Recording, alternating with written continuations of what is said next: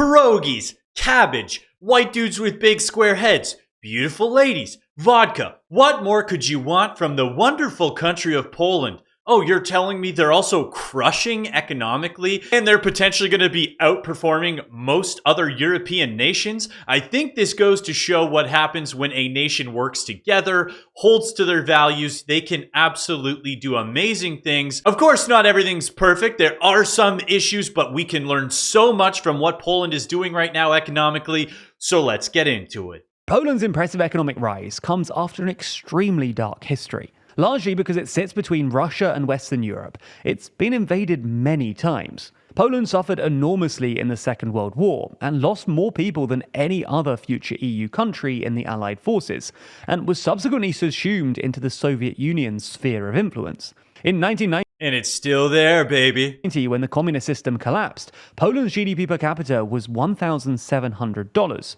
For context, the UK, France, Germany, and Italy all had GDPs per capita somewhere between $19,000 and $20,000. So Poland's per capita income was literally a tenth of its developed Western European neighbours. Even poorer Western European states were significantly wealthier than the Poles. Portugal, for example, had a GDP per capita of about $8,000. But fortunately for Poland, things have changed a lot since then.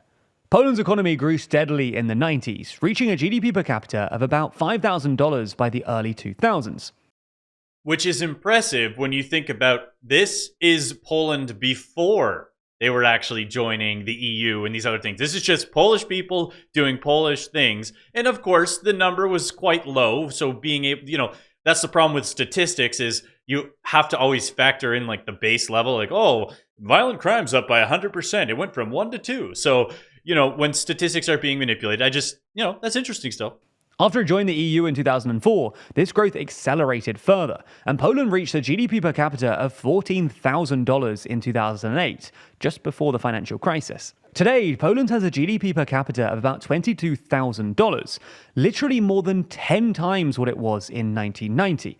And not far off Western European countries like Portugal and Greece, which have GDPs per capita of about $27,000 and $22,000 respectively, making it one of the fastest growing economies in the EU. So how has this happened? Well, we've gone into this in more detail in other videos, but as we see it, there are essentially 3 reasons why Poland's economy grew so quickly. Firstly, Poland has been the largest recipient of EU cohesion funds, receiving a total of 213 billion euros since it joined the EU in 2004. Yeah, so it sounds like, a bit of a welfare state situation. However, I brought up some numbers here, and this is the countries that are contributing to the EU and then ones that benefit from it. Of course, Germany stand out here at 25 billion, almost, 25 and a half, I guess. That's a lot. If I was Germany, I'd be getting a little annoyed, kind of putting the team on my back there. This is in euros, I believe. You've got Poland as the #1 recipient of these equalization payments, but we'll get into why they're crushing with those payments in a second. Now, Poland has used this money wisely, investing and developing both its infrastructure and agriculture. Secondly, Poland has greatly benefited from its membership of the EU single market, which has allowed for the free flow of capital, goods, services, and people. Situated between Western Europe and Russia, with a large population and solid consumer base, has meant that Poland has become one of the EU's trading hubs. Intra-EU trade now accounts for 74% of Poland's exports and 67% of its imports. Finally, Poland's diversified economy has also boosted economic growth.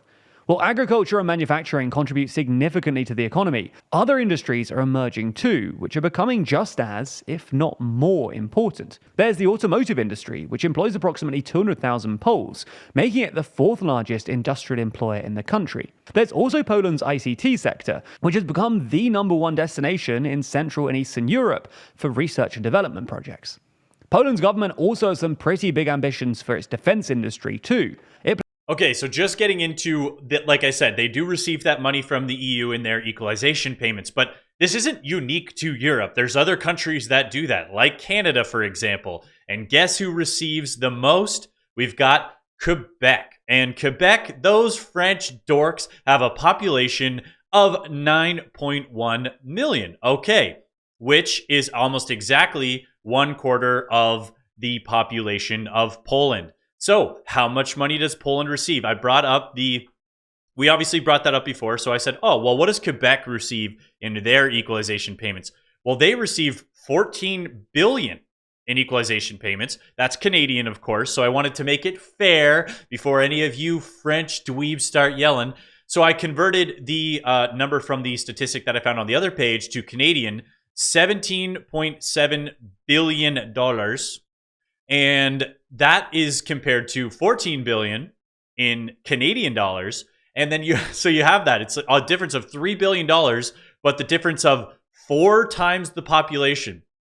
And somehow Quebec, as a province, is still broke and begging for more money. They're saying, we don't receive enough money. We need more. Where's that money going if a country like Poland can take their equalization payments and spread that around and make major economic growth? There's obviously going to be things that it'd be such a long video to break down the major differences, but like, just goes to show when you're not relying just on real estate and these other, financial industries, and you're actually producing, and there's agriculture, and you're not punishing farmers, you're encouraging farmers.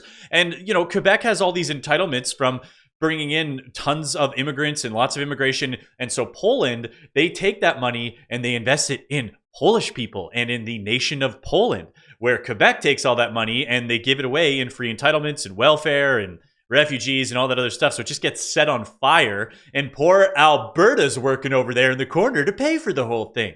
So when you see these numbers and you see this mismanagement of funds, when you think about how efficient Poland's being on a per capita basis with the money that they're getting from the EU, yes, they are getting equalization payments. That's helping them grow. But look at this missed opportunity from Quebec, and they're not the only ones who get equalization payments. So it just goes to show Poland is using the money the right way. And when you have a completely cohesive culture, and I've used this analogy before, it's like you've got your sled dogs all pulling in the same direction. It's going to be faster than if everybody's pulling their own separate ways, because you got too many communities and nations. Plans to raise the country's defense spending to 4% of GDP and create the largest army in Europe. This high defense spending has led to an influx of large aerospace companies setting up in Poland, especially in the Podkarpackia region, known as Aviation Valley. Poland's diversified economy is partly the reason why their economy has proved so remarkably resilient to crises and external shocks. For example, in 2020, after the pandemic, Poland's GDP contracted by only 3.5%, which was significantly less than the OECD average of 5.5%, and well below, say, the UK, which experienced a contraction of 9.9%. Poland's GDP also bounced back much quicker than the rest of the EU post-pandemic and recorded rapid GDP growth in the following months. Consumer confidence has also rapidly. They also had less restrictions, less rules, less lockdowns. So as a country, again, they were able to weather these things because it was a community-focused thing on their nation and the social cohesion and the importance of these things. So they compared it to the UK, who was crazy with their lockdowns. Not quite as bad as other nations that you can probably think of. Improved. And Poland continues to be one of few European countries recording GDP growth of over 3%. So, will Poland's economic miracle ever end? Well, one can never know for sure, but despite all of the economy's strengths, there are at least 2 reasons to be cautious. The first reason is inflation. Poland's soaring wage growth has been overwhelmingly driven by high inflation rates, triggered by the pandemic and the war in neighboring Ukraine. This year, record public sector and minimum wage hikes have seen wages soar. In Q2, the average wage in Poland grew by 14.7% year on year, the largest increase in at least 2 decades. However, there is a risk here that the economy enters a sort of wage price spiral, where higher wages mean more inflation, which creates demands for higher wages, etc. And there's already evidence that the Polish economy may be edging nearer to that point. Inflation, which... So, I wanted to stop it because he said something earlier, and I hate this terminology when you have an economy like Poland who's creating, they're producing, they are investing in the growth of their businesses to produce and create new actual products. It's not, trading financial assets. It's not doing these other things. They're actually producing and creating. And they go, well, is this economic miracle going to keep up? You mean the economic miracle of investing in businesses, producing, creating jobs, so much so that you have low unemployment? And I think that's always the problem with a lot of the Western nations. It's like, Well, we just print as much money as possible. Hopefully, if we trade enough financial assets and enough big companies buy the small companies, we can keep growing. And then they're like, no, let's invest in new businesses. Let's do these things. They're like, what an economic miracle. I never thought if you just produced as a nation, because they were talking about the wage spiral there. And like I've said, with the US and with Canada, one of the concerns is always like the cost of living, especially with real estate and housing and these things. Well, guess what? If investment was away from financial products and those types of things, you could have a world where more production is starting. And we are seeing some level of deglobalization that's going to be hopefully bringing more production back to America, back to the US, which is going to require them to need more resources and other things, which then Canada can use. And again, if you can change the focus of the economy, wages can increase and you're creating more products. It's why America was such a wealthy nation when they actually produced everything, because if you were able to produce the things and pay solid wages because they were domestic wages, you were able to buy things and go, oh, okay, yep, you're being paid to produce this and blah, blah, blah, because you're actually producing. That's what Poland's doing now. They are in a production mode. And instead of, the problem with America is they've offloaded production because they wanted to increase luxury and increase lifestyle. Topic for a different video. But the point is, you can produce more. And so the wage spiral is always a funny thing. The wage spiral is a problem when you're not producing. Reached a staggering record high of 18.4% last year, has been steadily rising this year too, and continues to linger above the National Bank's target range of 1.5 to 3.5%. Furthermore, the country's low employment rate of 2.9%, the second lowest in the EU, is raising some eyebrows. While low unemployment sounds good, 2.9% is perhaps too low, and a symptom of significant labour shortages. Exacerbated by a declining and ageing population, the country's labour market is the tightest it's been since the 90s, and employment growth has been contracting. In the first quarter of this year, for instance, there are around 112,000 job vacancies, and estimates suggest that by 2035, Poland may lose around 2.1 million workers. These labour shortages have already shown up in sectors like transportation and construction, in large part because the heavy reliance of these industries on Ukrainian workers, many of whom left to join the war effort following Russia's invasion.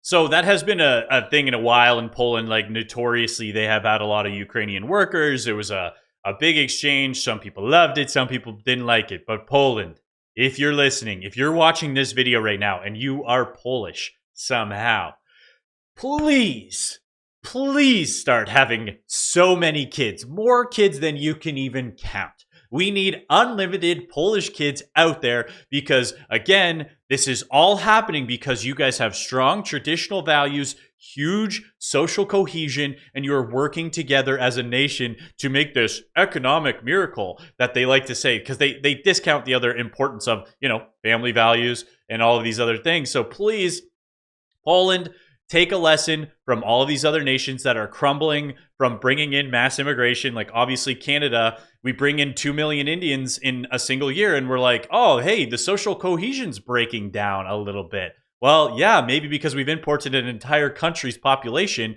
in new immigrants. Poland, please, just start having kids. Learn from the West. The second reason why Poland's economy could struggle is weak external demand. This is largely because, alongside the steady depreciation of the zloty, Poland's export industry has been struggling with weak economic conditions and low growth in the Eurozone. Now, the Eurozone accounts for 75% of Polish exports for goods, but Germany, Poland's biggest trading partner, is particularly struggling, which is reducing the need for Polish export demand. As a result, Poland's been running a current account deficit since July. Its export sector is projected to have a negative contribution to growth in 2024, with the steepest export drops recorded in investment, consumer goods, and passenger car exports. Well, I guess that could fix their labor shortage that you're talking about if the economy contracts a little bit. That being said, Germany, who is paying so much money into the EU, which is basically, like I said, putting the team on their backs, is looking, they're facing down the barrel of a recession in Germany right now. So, that could be big. Nonetheless, Poland's fundamentals are steady. Poland is still considered an attractive destination for investment. It's currently ranked 4th in the EU, after the bloc's largest economies, for new jobs created as a result of FDI.